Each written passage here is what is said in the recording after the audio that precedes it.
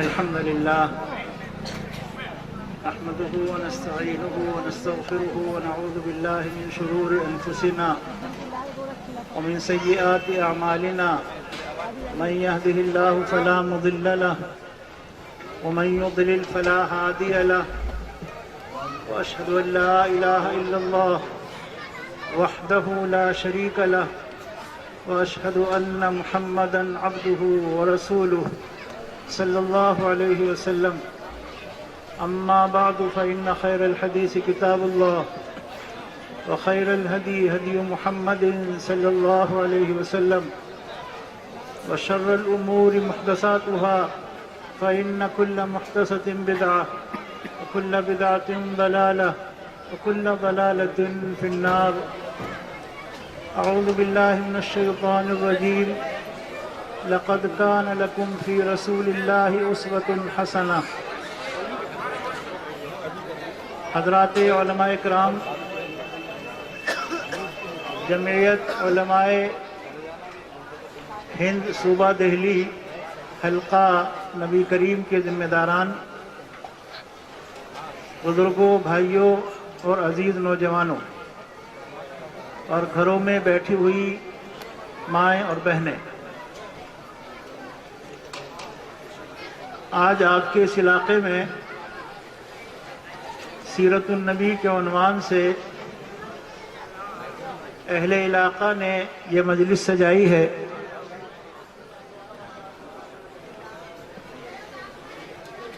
اور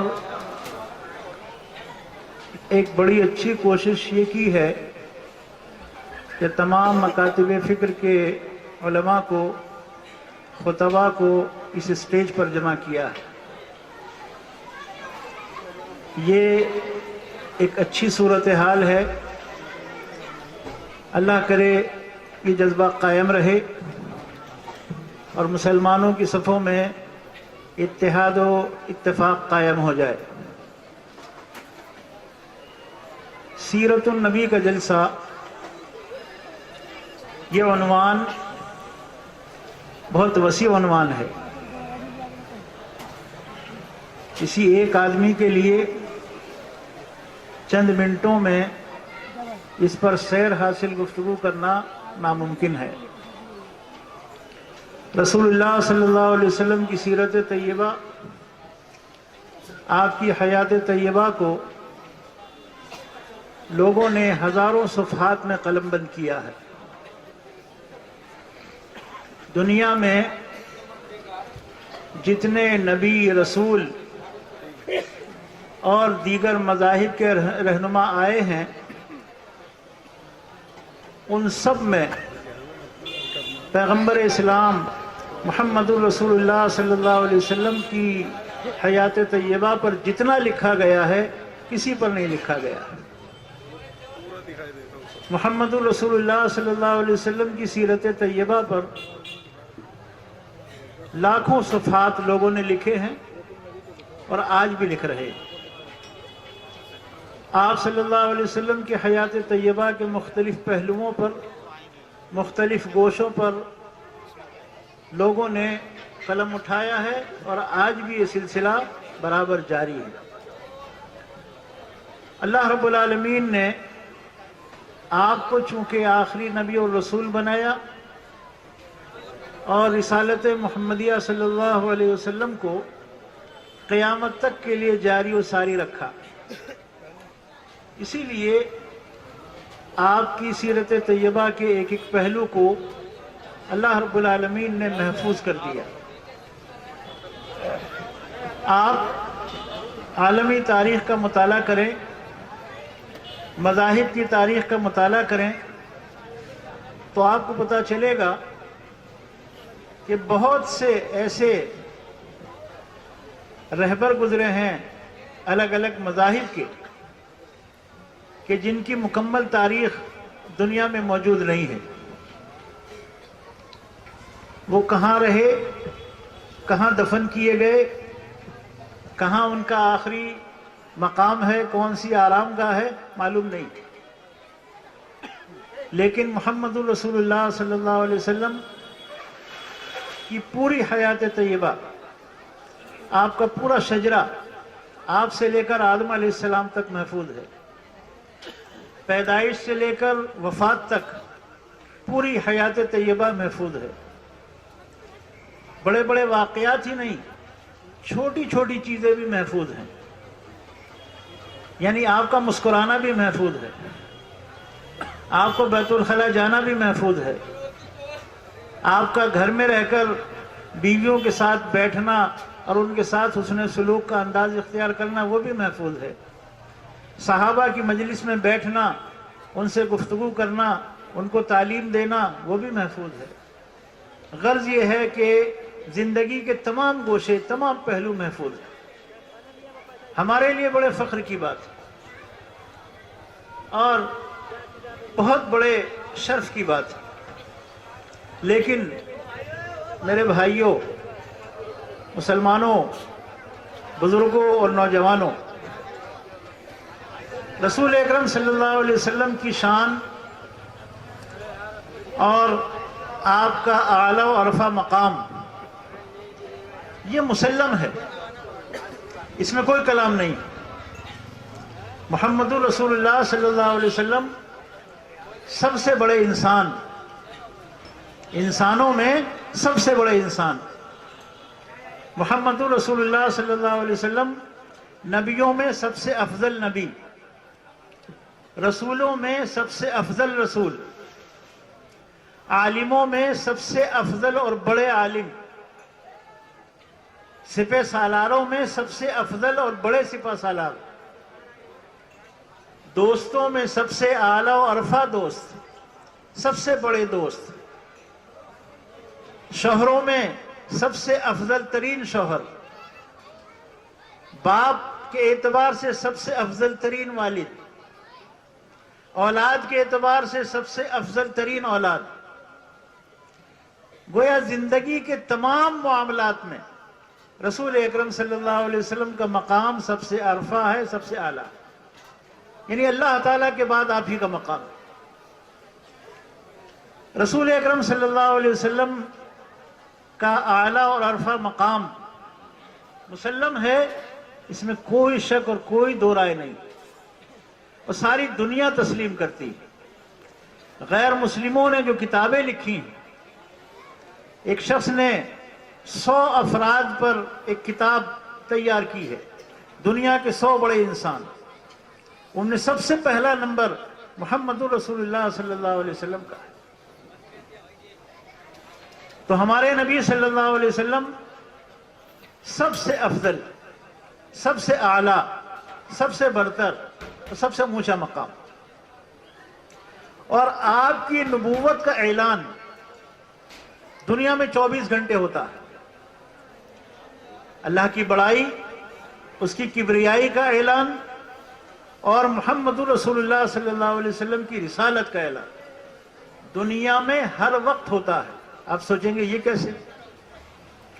5 وقت اذان ہوتی، 5 وقت، اور دنیا میں نمازوں کا ٹائم ایک نہیں ہے، ہر ملک کا الگ نظام ہے۔ ہم اپنے ملک میں دیکھ لیں، 100-200 کلومیٹر کے فاصلے پر چلے جائیں گے، کچھ منٹوں کا فرق ہو جائے گا، کہیں 10 منٹ کا فرق ہے، کہیں 5 منٹ کا فرق ہے، کہیں 1 دن کا فرق ہے، کہیں 4 گھنٹے کا فرق ہے، کہیں 10 گھنٹے کا فرق ہے۔ دنیا کے ہر خطے میں 5 وقت اذان بلند ہوتی، مسجدوں کے میناروں سے لاؤڈ اسپیکر کے ذریعے آواز فضا میں پھیلتی ہے، اللہ اکبر، اللہ اکبر، اشہد ان لا الہ الا اللہ، اشہد ان محمد رسول اللہ۔ یہ صدا دنیا میں 24 گھنٹے گونج رہی، اس سے بڑا کسی کا کیا مقام ہو سکتا ہے کہ جس کا ذکر، جس کی رسالت کا اعلان، جس کی نبوت کا اعلان 24 گھنٹے دنیا میں ہو رہا، اس وقت بھی کہیں نہ کہیں اذان ہو رہی ہوگی۔ ہم سو جائیں گے جا کر، اس وقت بھی کہیں نہ کہیں اذان ہوگی۔ صبح ہم بیدار ہوں گے تو فجر کی اذان ہمارے ملک میں اور قرب و جوار کے ممالک میں ہوگی۔ تو ہم سوتے ہیں، دنیا جاگتی ہے، دنیا سوتی ہے، ہم جاگتے ہیں۔ یہ اس کائنات کا نظام ہے اور یہ اللہ کا بنایا ہوا. تو محمد رسول اللہ صلی اللہ علیہ وسلم کا مقام سب سے عرفہ اور سب سے اعلیٰ. لیکن میرے بھائیوں، ہم اس پر گھنٹوں گفتگو کریں اور دیر پوری رات اس پر گزار دیں، تو رسول اکرم صلی اللہ علیہ وسلم کو اللہ تعالیٰ نے جس کام کے لیے بھیجا تھا اور جس مقصد کے لیے بھیجا تھا وہ پورا نہیں ہوگا، وہ پورا نہیں ہوگا. محمد رسول اللہ صلی اللہ علیہ وسلم کی تعریف تو اللہ تعالیٰ نے اپنی کتاب میں کی. قرآن کریم پورا کا پورا سیرت طیبہ سے بھرا ہوا، نبی اکرم صلی اللہ علیہ وسلم کے اخلاق کریمانہ سے بھرا ہوا. ہمیں غور کس بات پر کرنا، ہمیں توجہ کس بات پر دینی ہے؟ یہ چیزیں تو مسلمات میں سے ہیں، تسلیم شدہ ہیں، ہمارا ایمان ہے، عقیدہ ہے. اور یہ بھی جان لیجئے کہ محمد رسول اللہ صلی اللہ علیہ وسلم سے محبت ایمان کا جز ہے، ایمان کا حصہ ہے. اللہ تعالیٰ کے بعد سب سے زیادہ محبت کے مستحق محمد رسول اللہ صلی اللہ علیہ وسلم. جس دل میں محبت رسول نہیں ہے وہ دل ایمان سے خالی ہے، وہ بے ایمان ہے. وہ شخص جس کے دل میں محمد رسول اللہ صلی اللہ علیہ وسلم کی محبت نہیں. اور صحیح حدیث ہے، آپ نے فرمایا، مشہور حدیث ہے، آپ نے سنی ہوگی علماء سے، لا یؤمن احدکم حتی اکون احب الی من والدہ وولدہ والناس اجمعین. تم میں کا کوئی بھی شخص اس وقت تک کامل مومن نہیں ہو سکتا جب تک کہ وہ اپنے والدین، اپنی اولاد، اپنے بچوں اور دنیا کے تمام لوگوں سے زیادہ مجھ سے محبت نہ کرے. رسول اکرم صلی اللہ علیہ وسلم کی محبت سب سے زیادہ ہمارے دلوں میں ہونی چاہیے اللہ کی محبت کے بعد. سب سے زیادہ محبت کا مستحق تو اللہ رب العالمین ہے. اللہ کے بعد محمد رسول اللہ صلی اللہ علیہ وسلم محبت کے مستحق ہیں. والدین کا نمبر بعد میں آتا ہے، بیوی بچوں کا نمبر بعد میں آتا ہے، دنیا کے اور انسانوں کا نمبر بعد میں آتا ہے. سب سے پہلے اللہ رب العالمین اور اللہ کے بعد محمد رسول اللہ صلی اللہ علیہ وسلم. اس لیے اسے یاد رکھیے کہ محبت ایمان کا حصہ ہے، ایمان کا جز ہے. محبت کا معنی کیا ہے؟ محبت کی علامت کیا ہے؟ ہمیں کس چیز پر غور و فکر کرنا چاہیے اور کس چیز کو حاصل کرنا چاہیے اور اپنی زندگی کس طرح گزارنی چاہیے، ان پہلوؤں پر غور کرنے کی ضرورت ہے. آپ نے آج یہ جلسہ منعقد کیا، بڑی خوشی کی بات ہے. تمام مکاتب فکر کے علماء کو جمع کیا، یہ اور زیادہ خوشی کی بات ہے. اتحاد و اتفاق کا مظاہرہ فرمایا، اور مسرت کا مقام ہے. لیکن آپ یہاں سے جیسے آئے تھے ایسے ہی چلے جائیں تو اس مجلس کا کوئی فائدہ میں نہیں سمجھتا ہوں ہوگا. کوئی فائدہ نہیں. اس میں جو خرچہ کیا ہے آپ نے، جو وقت آپ دے رہے ہیں، نیند کی قربانی، ابھی سلسلہ گھنٹوں چلے گا، تو اگر یہاں سے کچھ لے کر نہیں جائیں گے اور صبح کچھ تبدیلی نہیں آتی ہے تو اس مجلس کو سجانے کا کوئی فائدہ نہیں. ابھی مجھ سے پہلے جو حضرت خطاب فرما رہے تھے، اخلاق کے سلسلے میں گفتگو فرما رہے تھے. اخلاق کے بارے میں بارہا گفتگو ہم لوگ کرتے ہیں، سنتے ہیں، پڑھتے ہیں، لیکن تبدیلی نظر نہیں آتی کہ ہم اپنے اندر تبدیلی لے آئیں. محمد رسول اللہ صلی اللہ علیہ وسلم کو جب اللہ نے نبی اور رسول بنا کر بھیجا، اس وقت دنیا کے حالات کیا تھے؟ دنیا بدترین حالات سے دوچار تھی. قتل و خوریزی، دشمنی، سود کا لین دین، زندہ لڑکیوں کو درگور کیا جانا، شراب خوری، جوا، زنا، یہ برائیاں عروج پر تھیں اور پورا معاشرہ ان برائیوں میں لت پت تھا۔ محمد رسول اللہ صلی اللہ علیہ وسلم کو جب اللہ نے نبی اور رسول بنایا اور اپنا پیغام آپ پر نازل فرمایا، آپ نے دعوت کا کام شروع کیا، اپنے آنے کا مقصد لوگوں کو بتایا، تو جن لوگوں نے آپ کی دعوت کو قبول کیا، آپ کے پیغام کو قبول کیا، آپ کے ہاتھ پر اسلام لائے، ان کی زندگیوں میں تبدیلیاں آئی تھیں۔ وہ ایک دوسرے کے دشمن تھے، دوست بن گئے تھے، بھائی بھائی بن گئے تھے، ان کے دلوں میں دشمنیاں نکل گئی تھیں، دلوں سے محبت و الفت پیدا ہو گئی تھی۔ اللہ نے قرآن کریم میں بیان کیا ہے وَاذْكُرُوا نِعْمَةَ اللَّهِ عَلَيْكُمْ إِذْ كُنْتُمْ أَعْدَاءً فَأَلَّفَ بَيْنَ قُلُوبِكُمْ فَأَصْبَحْتُمْ بِنِعْمَتِهِ إِخْوَانًا وَكُنْتُمْ عَلَى شَفَا حُفْرَةٍ مِّنَ النَّارِ فَأَنْقَذَكُم مِّنْهَا۔ اللہ اکبر۔ یاد کرو اس وقت کو جب تم ایک دوسرے کے دشمن تھے۔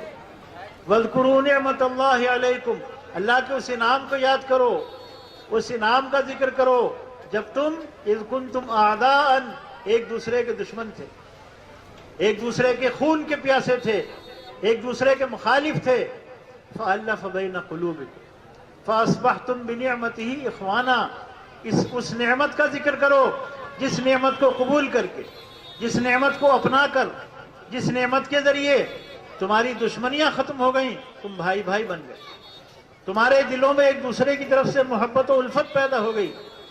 بعثت نبی صلی اللہ علیہ وسلم کا یہی مقصد ہے، یہی پیغام تھا کہ دشمنوں کو دوست بنا دیا، رہزنوں کو رہبر بنا دیا، قاتلوں کو محافظ بنا دیا، خائنوں کو امانت دار بنا دیا، اور شرابیوں نے شراب چھوڑ دی، جوا کھیلنے والوں نے جوا چھوڑ دیا، زناکار زنا سے بچ گئے، شرابی شراب سے بچ گئے۔ میرے بھائیوں، آج ہم اپنے معاشرے کا محاسبہ کریں، سیرت نبوی کی روشنی میں، حیات طیبہ کی روشنی میں، محمد رسول اللہ صلی اللہ علیہ وسلم کی تعلیمات کی روشنی میں، آپ کی ہدایات کی روشنی میں اپنا محاسبہ کریں، اپنا جائزہ لیں۔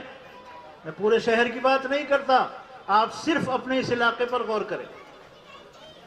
یہاں کیا یہ علاقہ شراب خوری سے پاک ہے؟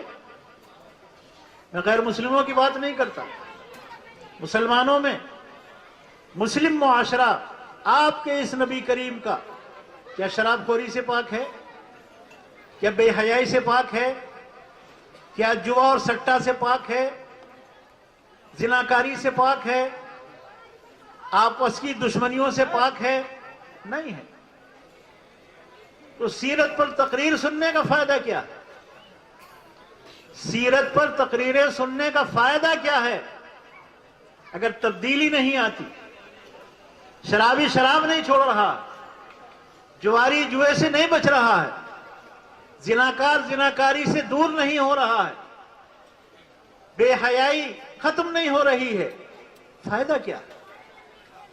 میرے بھائیوں، ہم غور کریں عملی زندگی پر کہ ہمارے عمل میں سدھار آئے، ہمارے عقائد میں سدھار آئے، ہمارے معاملات میں سدھار آئے، ہماری زندگیوں میں سدھار آئے، اور ہم روزانہ سیرت النبی کا جلسہ بن کر گھومیں۔ روزانہ سال بھر میں آپ نے سیرت کا جلسہ کر لیا، کیا نبی کا حق ادا ہو گیا؟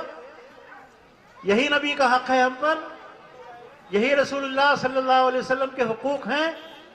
اگر اسی کو ہم نے سمجھا ہے تو نہایت سطحی خیال ہے، نہایت سطحی خیال ہے۔ رسول اللہ صلی اللہ علیہ وسلم کے حقوق ہم پر عائد ہوتے ہیں جنہیں ہمیں ادا کرنا ہے، اور اس میں اپنی عملی زندگی کو سدھارنا ہے۔ عمل سے زندگی بنتی ہے، جنت بھی جہنم بھی۔ یہ فطرت، یہ خاکی اپنی فطرت میں نہ نوری ہے نہ ناری۔ عمل نہیں کریں گے، سیرت طیبہ کے پیغام کو اپنائیں گے نہیں، اختیار نہیں کریں گے، اور اپنا تزکیہ نہیں کریں گے، جس کام کے لیے رسول اللہ صلی اللہ علیہ وسلم کو اللہ نے بھیجا. ابراہیم علیہ السلام نے کیا دعا کی تھی؟ ربنا وابعث فیہم رسولا منہم یتلو علیہم آیاتک ویعلمہم الکتاب والحکمہ ویزکیہم انک انت العزیز الحکیم.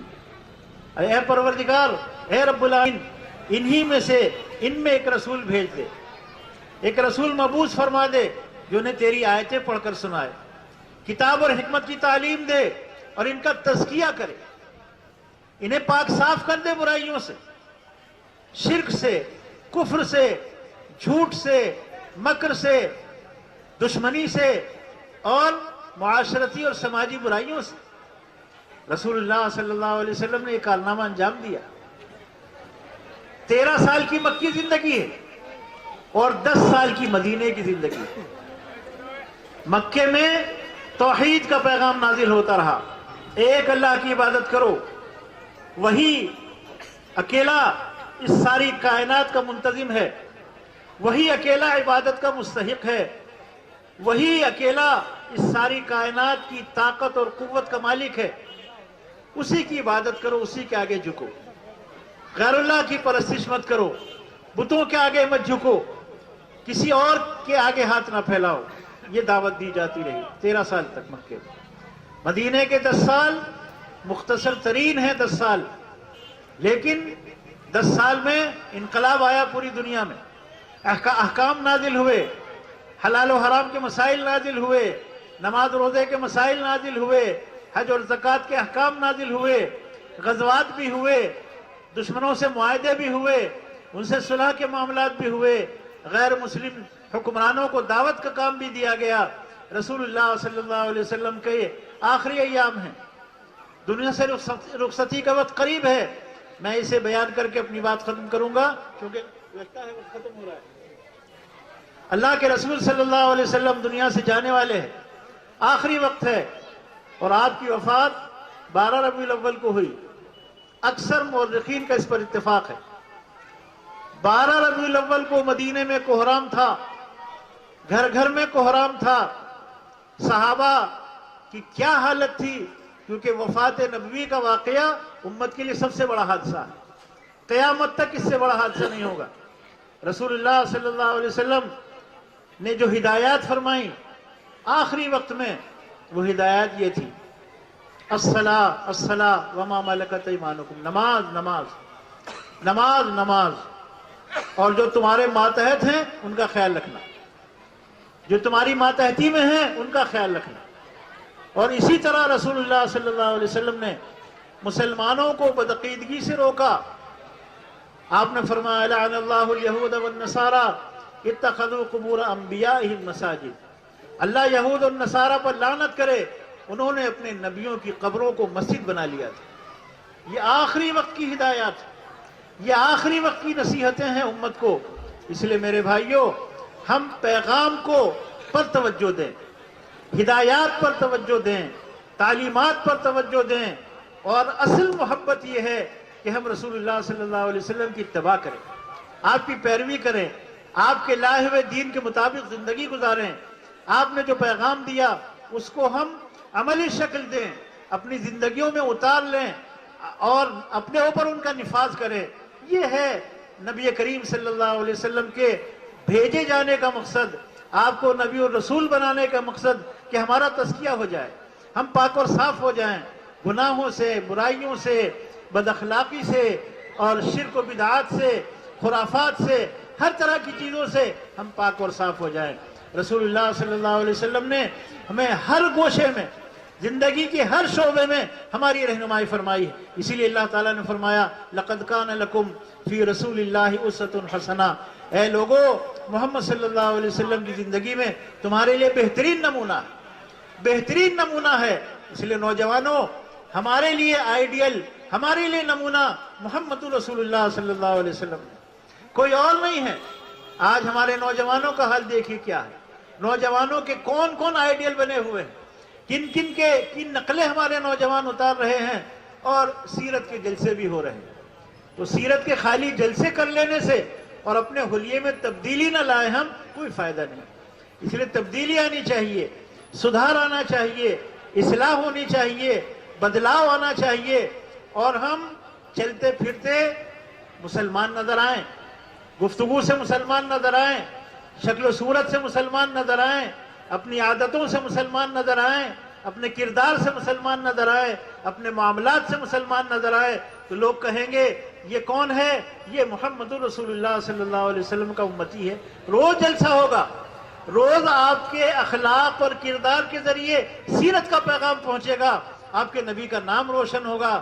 میرے بھائیوں، خالی سال بھر میں ایک دن یہ مجلس منعقد کر کے نبی کا حق ادا نہیں ہوگا، اسی لیے نبی کے حقوق کا پاس و لحاظ رکھیے اور محمد رسول اللہ صلی اللہ علیہ وسلم کی اپنی زندگی میں کامل اتباع اور پیروی کو ہم اختیار کریں۔ اسی میں ہمارے لیے نجات ہے، اسی میں ہمارے لیے فلاح ہے، اسی میں ہمارے لیے کامیابی ہے۔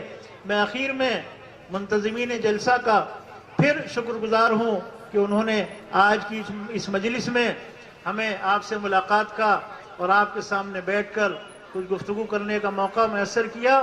اللہ تعالیٰ انہیں جزائے خیر عطا فرمائے، اور جو یہ مجلس منعقد کی ہے کہ تمام مکاتب فکر کے علماء کو جمع کر لیا ہے، یہ فضا ایسے بنی رہے اور یہ اتحاد عملی طور پر اور دل کی گہرائیوں سے قائم ہو۔ آج اس کی سخت ضرورت ہے۔ آج ملک کے جو حالات ہیں، ان حالات میں مسلمانوں کے آپس کے اتحاد کی سخت ضرورت ہے۔ دشمن ہم کو لڑانا چاہتا ہے اور اس کی کوشش ہے کہ ان میں اختلاف کے بیج اور بوئے جائیں، انہیں الگ الگ کیا جائے اور پھر ہمارا کام بن جائے گا۔ اس لیے جو لوگ آج منافرت کی باتیں کرتے ہیں، اختلافات امت میں ہمیشہ سے صدیوں پرانے ہیں اور یہ ختم نہیں ہوں گے۔ سن لیجیے آپ، میں علماء کرام کی مجلس میں یہ بات عرض کر رہا ہوں کہ اختلافات ہیں اور آج سے نہیں ہیں۔ صحابہ کے زمانے میں، تابعین کے زمانے میں، محدثین کے زمانے میں، فقہا کے زمانے میں اختلافات رہے، لیکن ان کے درمیان بڑی محبت تھی۔ اختلاف مسائل کے باوجود محبت تھی، انسیت تھی، الفت تھی اور ایک دوسرے کا احترام تھا، تکریم تھی۔ آج یہ فضا ہمارے درمیان نہیں۔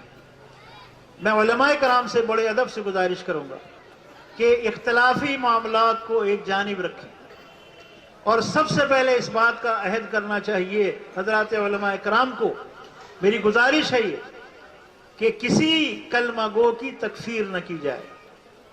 یہ سب سے بری بات ہے اور سب سے خراب بات ہے، دشمن کو اس سے بڑا سہارا ملتا ہے۔ کسی بھی کلمہ گو کی تکفیر نہ کی جائے، یہ تکفیر کا سلسلہ بند ہونا چاہیے۔ اختلافات اپنی جگہ ہیں، جب ان کا موقع آئے علمی انداز میں وہ ہو جائیں، لیکن علمی انداز میں ہوں، اور جو آداب ہیں اختلاف کے، ان آداب کا لحاظ رکھ کر عوام کا وہ مشغلہ نہیں ہونا چاہیے، بلکہ وہ اہل علم تک محدود رہے، وہ اچھا ہے۔ عوام کو ہمیں متحد کرنے کی ضرورت ہے، ایک پلیٹ فارم پر لانے کی ضرورت ہے، اور وہ کب آئیں گے؟ جب ہم ایک پلیٹ فارم پر ہوں گے۔ دشمن نہیں دیکھتا کہ یہ کون ہے، جب وہ ہتھیار اٹھاتا ہے، پلاننگ کرتا ہے، اس کو صرف میم چاہیے۔ وہ نہیں دیکھتا کہ یہ شیعہ ہے کہ دیوبندی ہے کہ بریلوی ہے کہ اہل حدیث ہے کہ فلاں ہے کہ فلاں، وہ نہیں دیکھتا۔ اس کے سامنے تو جو میم آئے گا وہ اس پر حملہ کرے گا۔ تو اس لیے میرے بھائیوں، آج اس فضا کو قائم کرنے کی سخت ترین ضرورت ہے کہ ہم اپنے اختلافات کو پس پشت رکھ کر اور امت کے اتحاد کو قائم کریں۔ رسول اللہ صلی اللہ علیہ وسلم جو پیغام لے کر آئے تھے، جو قرآن کریم آپ پر نازل ہوا تھا، اس کا پیغام تو یہ ہے، ان ھذہ امتکم امۃ واحدہ، یہ ایک امت ہے، امت واحدہ۔ اللہ تعالیٰ نے فرمایا ان ھذہ امتکم امۃ واحدہ، تم امت واحدہ بن جائے۔ تو اس میں ہمارے لیے آج وقت کی سخت ضرورت ہے، حالانکہ ہر دور میں اس کی ضرورت رہی ہے، لیکن آج بے حد ضرورت ہے۔ اللہ ہم سب کو اس کی توفیق عطا فرمائے۔ وآخر دعوانا ان الحمد للہ رب العالمین۔